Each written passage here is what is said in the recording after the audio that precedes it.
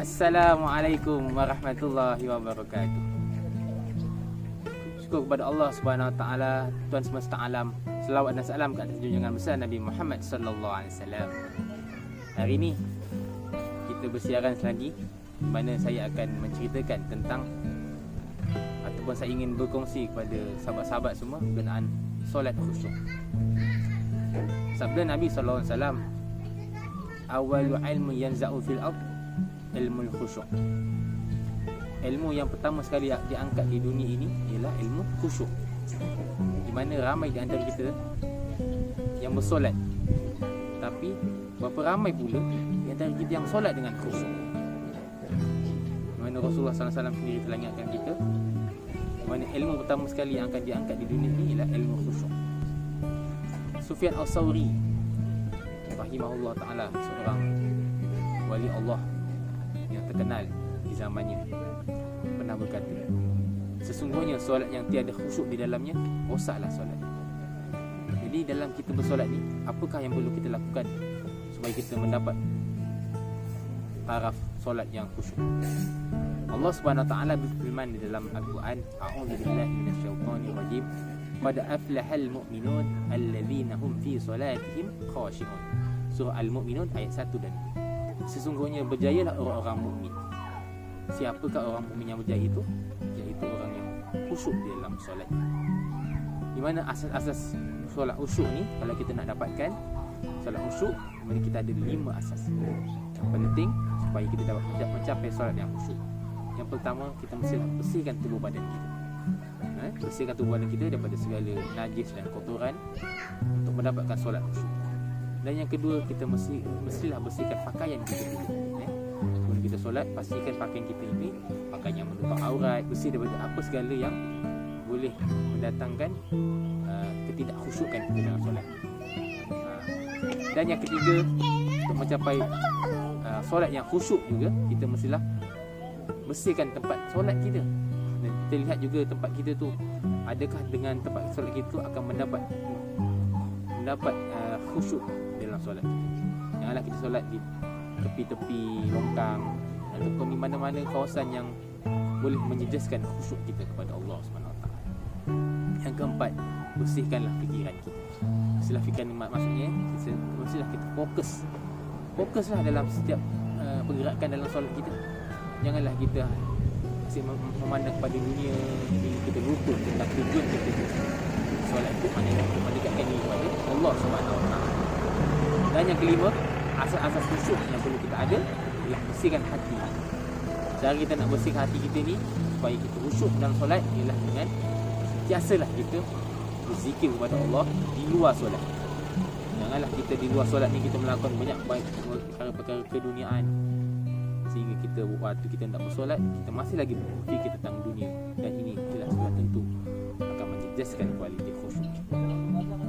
Dan kaedah-kaedah yang ulama anjurkan kepada kita untuk kita mendapat khusyuk ada 5. Yang pertama, mestilah kita tafahum bil makna, faham dengan makna-maknanya. Daripada mula kita mengangkat takbir dengan membaca Allahu Akbar. Bila kita bertakbiratul ihram dengan membaca Allahu Akbar, bermakna kita menolak segala apa sahaja yang besar melainkan Allah SWT. Kita membesarkan Allah SWT dalam solat kita. Itulah maknanya tafahum bil makna. Dan kita juga membaca surah Al-Fatihah dengan membaca Bismillahirrahmanirrahim, Alhamdulillahirabbil alamin, Rahmanirrahim. Setiap ayat-ayat yang dilantunkan dalam mulut kita itu mestilah didengar oleh telinga kita dan mesti difahami di dalam hati kita, supaya ia akan boleh mendatangkan khusyuk kepada kita. Mestilah kita ada rasa ta'zim. Ta'zim ni maksud membesarkan Allah SWT dalam solat kita, dengan melihat segala kejadian Allah SWT daripada penciptaannya, bagaimana Allah menciptakan segala langit dan bumi dan segala isinya, melainkan dengan kuasa Allah SWT. Yang ketiga pula, kita mesti ada perasaan haibah, iaitu gerun, iaitu takut dengan Allah SWT, raja segala raja. Mana kita hendak menghadap Allah SWT, kita ada perasaan Allah melihat kita dan seolah-olah kita melihat Allah SWT. Supaya dalam hati kita ada perasaan takut, bukanlah takut macam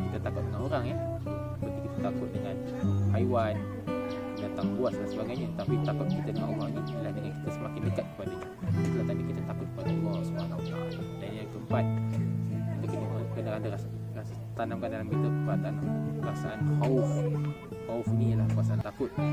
Takut ini supaya dalam setiap gerakan kita sentiasa takut dengan Allah.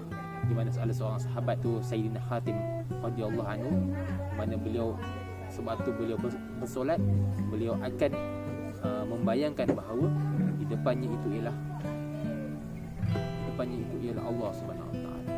Di kanannya ialah syurga, di kirinya ialah neraka, dan di kakinya ialah titan sirat, serta di belakangnya ialah malaikat maut yang sedia menunggu jika dia melakukan solat.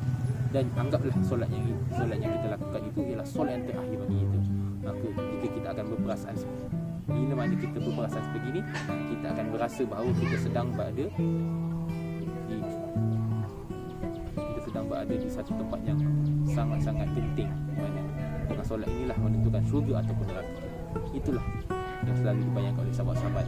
Mana ada kisah-kisah lain bahawa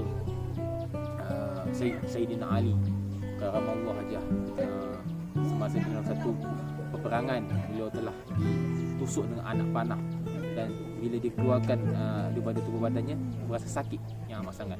Tapi sahabat ini kata, aku ingin bersolat dahulu supaya dengan solat itu maka anak panah itu akan terbuka. Maka betul, maka dengan solat, dengan khusyuk itulah dapat membuang anak panah yang melekat di tubuh sahabat ini tadi. Jadi itulah dia kesan khusyuk sahabat-sahabat ini. Mana dan yang keempatnya, kita ada perasaan roja, itu mengharap yang bahawa inilah solat kita ini supaya diterima Allah SWT.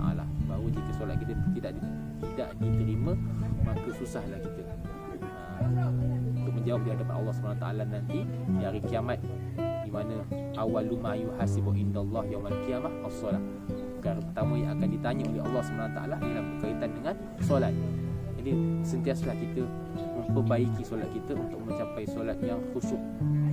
Bukan kita hanya solat semata-mata, tapi yang penting kita mencari bagaimana cara kita untuk mendapat khusyuk itu. Dan yang kelima, istilah kita ada perasaan haya, itu malu pada Allah SWT. Allah yang telah memberikan kita rezeki, memberikan kita berbagai nikmat di dunia ini, maka tidakkah kita berasa malu pada Allah SWT yang telah memberikan kita berbagai nikmat, tapi kita masih lagi tidak bersungguh-sungguh dalam solat kita. Patutnya kita berasa malu, dan dengan cara kita solat khusyuk itulah dapat menandakan rasa syukur kita kepada Allah SWT. Dan semoga Allah SWT akan memberi kita rahmat atas setiap usaha kita, terutamanya dalam solat. Dan apakah tanda-tanda yang akan kita dapat bila kita bersolat khusyuk ini? Ialah pertama, yang paling penting sekali ialah yang akan mencegah kita daripada perbuatan fahsya dan mungkar. Dan orang yang solat khusyuk ini, jika dia solat khusyuk, paling kurang pun dia akan mendapat meninggalkan daripada melakukan fahsya. Fahsya ini ialah perlakuan atau perkataan yang keluar daripada mulutnya, iaitu yang keji-keji itu. Dia dapat menahannya daripada perbuatan-perbuatan keji. Dan yang terbaik sekali, orang yang terbaik sekali ialah bukan setakat dia dapat menahan dirinya daripada melakukan perkara yang keji, tapi menahan dirinya daripada melakukan perkara yang mungkar. Di mana keji dan mungkar ni adalah dua perkara yang jika kita dapat hilangkan daripada diri kita, maka kita akan mendapat solat yang khusyuk, insya-Allah. Semoga kita apa yang saya sampaikan ini akan memberi manfaat kepada semua yang mendengar. Dan jangan lupa, selepas anda mendengar video saya, jangan lupa share dan subscribe kepada saya, mana akan mendapat manfaat daripada video yang sekian. Aku qauli hadza wa astaghfirullahalazim. Assalamualaikum warahmatullahi wabarakatuh.